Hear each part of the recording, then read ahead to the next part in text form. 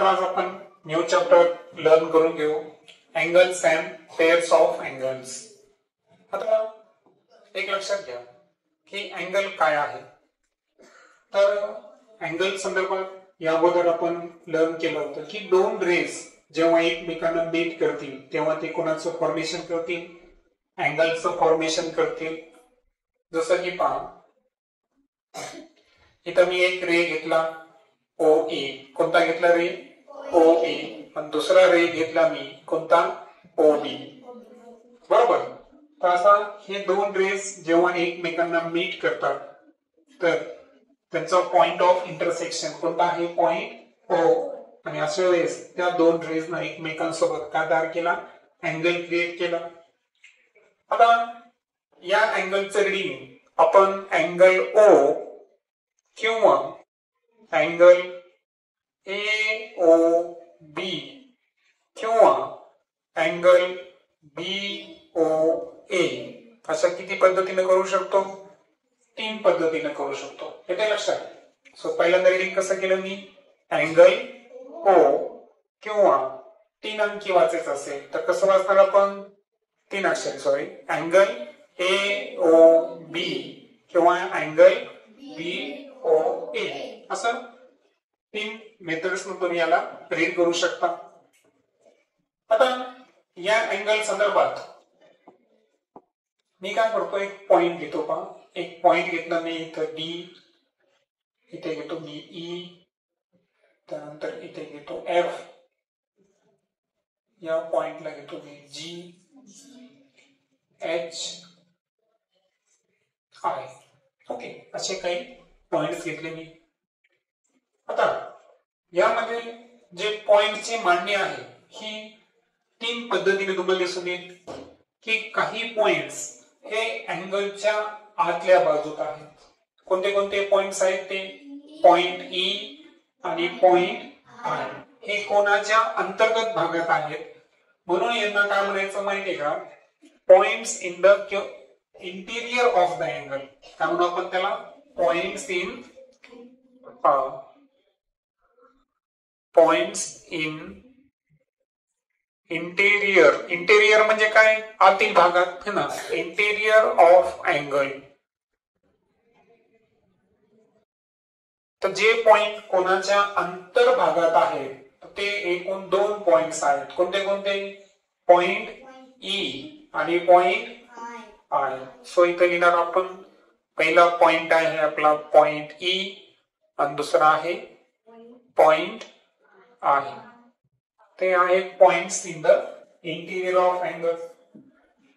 त्यानंतर काही पॉइंट्स असे आहेत जसं की मी म्हटलं येलो अक्षराने डिनोट करतो, H असेल, त्यानंतर F असेल. असे हे 2 पॉइंट असे आहेत की हे कोणत्या भागात आहे? बाह्य भागामध्ये आहे. त्यांना आपण म्हणू points in the exterior of the angle. काय म्हणू त्याला आपण? Points in the exterior of the angle म्हणजे बाह्य भागामध्ये असणारे बिंदू आहेत ते. सो एक फर्स्ट केस होती आपली. सेकंड केस की पॉइंट्स इन एक्सटिरियर. एक्सटिरियर म्हणजे कुठं बरं? बाह्य भागात. सो एक्सटिरियर ऑफ अँगल यामध्ये एकूण किती पॉइंट्स मिळाले आपल्याला? 2 पॉइंट्स. कोणते कोणते आहेत ते? पॉइंट H आणि point F. So point H, point F. आता थर्ड केस मध्ये जे उर्वरित पॉइंट्स आहेत B, G, O, D, E हे 5 पॉइंट असे आहेत की जे कोणाच्या बाजूवर आहेत, आर्म्सवर आहे. कशावर आहे? आर्म्सवर. सो काय असेल टॉपिक आपला? Points on arm of angle म्हणजे कोणाच्या भुजावर किंवा बाजूवर असणारे जे पॉइंट्स आहेत तर ते कोणते कोणते पॉइंट्स आहेत? कोणते आहेत सांगा मग? म्हटलंच मी ब्रॅकेट करतो B, G, त्यानंतर O, पॉइंट D आणि पॉइंट A. आता मी तर पॉइंट लिहित नाही, डायरेक्ट पॉइंटचे नाव लिहितो पहा. सांगा कोणते आहे? B, point G, point O, point B, point A. तर ओव्हरऑल इंटिरियर पॉइंट्स आणि एक्सटिरियर पॉइंट्स काय असतात हे आपण इथं काय केलं? लर्न करून घेतलं. आता सेकंड टॉपिक मध्ये आपल्याला काय करायचं माहितीये का? एक नवीन कन्सेप्ट शिकायची आहे. आता मी तुमच्या समोर एक आकृती काढतो. तर या आकृतीला मी नाव देतो इथं A B C D. Okay. आता पहिला माझा प्रश्न असा असेल की या आकृतीमध्ये एकूण किती कोण आहेत? किती कोण आहेत? पण 3 कोण आहेत. अगदी बरोबर आहे. या आकृतीमध्ये असणारे 3 कोण जे आहेत, तर पहिला अँगल आहे आपला अँगल ए बी सी, बरोबर, हा वाला कोण. दुसरा जो अँगल आहे तो कोणता आहे? अँगल सी बी डी, बरोबर. आणि तिसरा जो अँगल आहे हा पूर्ण कोण ए बी डी, कोणता आहे? A B D. आता हे 3 अँगल आपण शोधले, मात्र यामध्ये आपल्याला फक्त या 2 अँगलचा विचार करायचा आहे. आता हे 2 अँगल जर पाहिले आपण तर ए बी सी आणि सी बी डी या दोघांमध्ये कॉमन कोण आहे बरं? रे बी सी या दोघांमध्ये काय आहे? कॉमन. म्हणजे एक आर्म 2 अँगल मध्ये काय आहे? कॉमन आहे. आणि तो आर्म कोणता होता? Arm BC. जसं की मी इथं सेपरेटली ड्रॉ केला, म्हणजे तुम्हाला चांगल्या पद्धतीने समजण्यासाठी मी काय करतो की इथं सेपरेटली ड्रॉ करतो. पहा, सपोज मी इथं ड्रॉ केलं कोणाला? ए बी सी ला. आणि दुसरं जे आहे इथं मी दुसऱ्या थोडासा अँगल चुकू शकतो, इथं समजून घ्या, सी बी डी. लक्षात आलं? म्हणजे हे 2 अँगलला मी वेगळे लिहिलं. कशासाठी वेगळे लिहिलं बरं? हे समजून घेण्यासाठी की ह्यामध्ये आर्म बी सी हा दोन्ही मध्ये आहे. मग आता एखादा आर्म जर 2 अँगल मध्ये काय असेल? कॉमन असेल. एखादा आर्म 2 अँगल मध्ये सामायिक असेल, कॉमन असेल, तर ते 2 अँगल एकमेकांचे कोणते अँगल असतात? Adjacent angle. काय असतात? तर लक्षात आलं. मग ऍडजेसंट अँगल ही कन्सेप्ट काय आहे?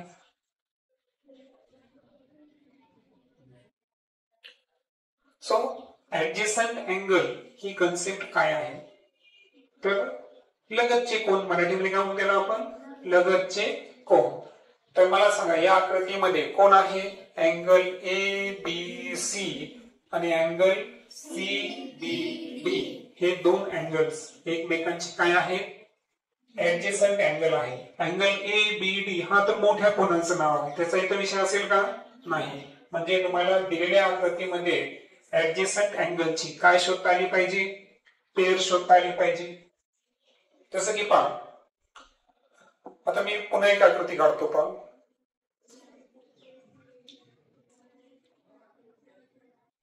हा अँगल आहे पी क्यू आर. त्यानंतर मी काय करतो, इथे एक परपेंडिक्युलर ड्रॉ करतो आणि याला नाव देतो मी एस टी. ओके. आता माझा पहिला प्रश्न राहील की या आकृतीमध्ये अँगल किती आहेत? या आकृतीमध्ये 3 अँगल आहेत. एक अँगल आहे टी एस पी, दुसरा अँगल आहे टी एस क्यू. आता हे ऍक्च्युअली मी परपेंडिक्युलर काढलं, म्हणजे मला इथं 90 डिग्री घेण्याचा अधिकार आहे. सॉरी,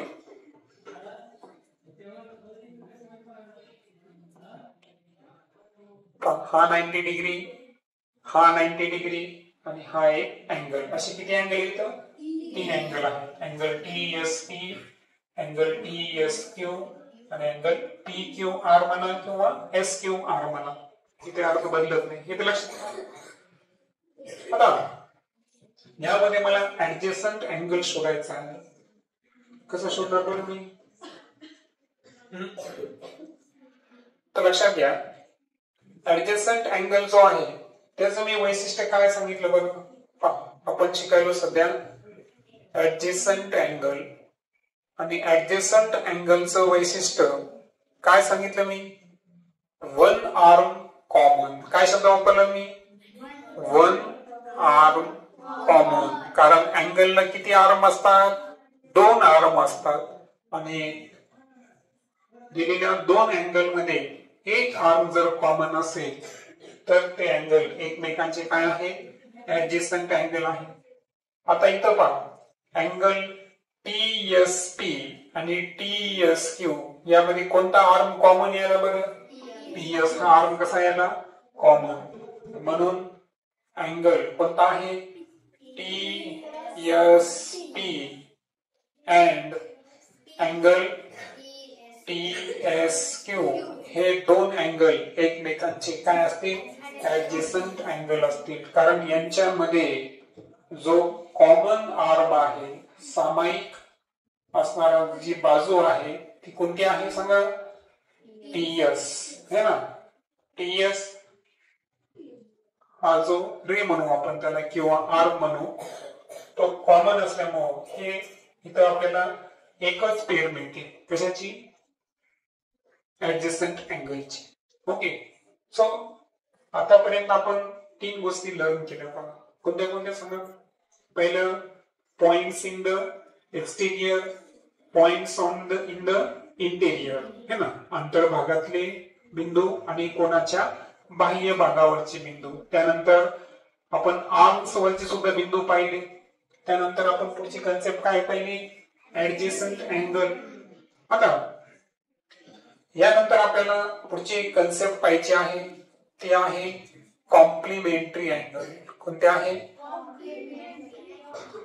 आता कॉम्प्लिमेंटरी अँगल जे आहे त्यांना मराठीमध्ये आपण कोटी कोण म्हणतो. काय म्हणतो कोटी कोण.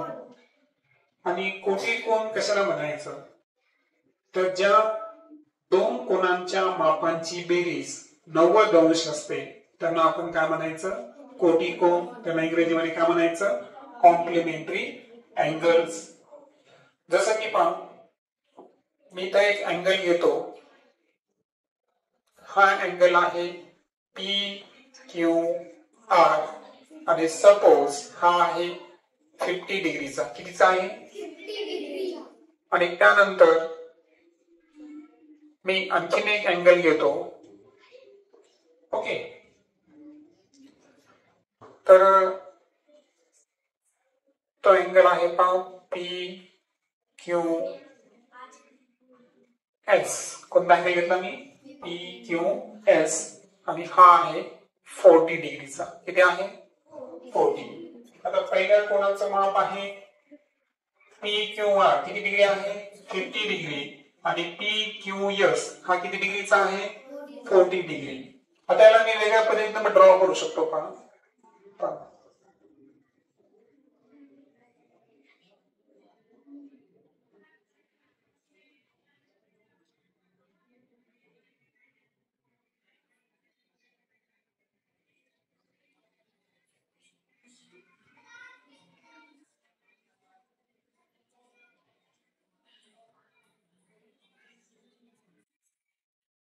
हा किती डिग्री आहे 50 आणि हा किती डिग्री आहे 40 डिग्री. हे आता दोन्ही आकृत्यांचं निरीक्षण करा. कसं वाटतं बरं की हे जे दोन कोण आहे हे इथूनच तयार झाले आहेत का. आहेत का आर्म्स वगैरे बरोबर. कॉमन आर्म आहे त्याच्यामध्ये. कोणता आहे कॉमन आर्म PQ. दोघांची ऍडिशन किती आली 90 degree. Okay. Just adjacent angle म्हणून मी इथे तसे नाव दिले तुमच्या लक्षात आलं असेल. आता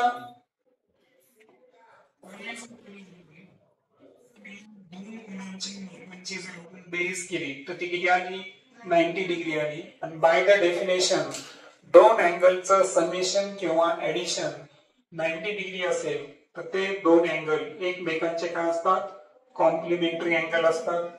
आता डेफिनेशन आपण लिहू. If sum of two angle is 90 degree, then those two angles are complementary to each other. म्हणजे जर दोन कोनांच्या मापांची बेरीज ही 90 अंश असेल तर डेफिनेटली ते दोन अँगल्स एकमेकांचे कॉम्प्लिमेंटरी आहेत, त्यांना आपण कोटी कोन म्हणू. आणि जसं की इथं जर पाहिलं आपण तर कोणते कोणते अँगल होते सांगा.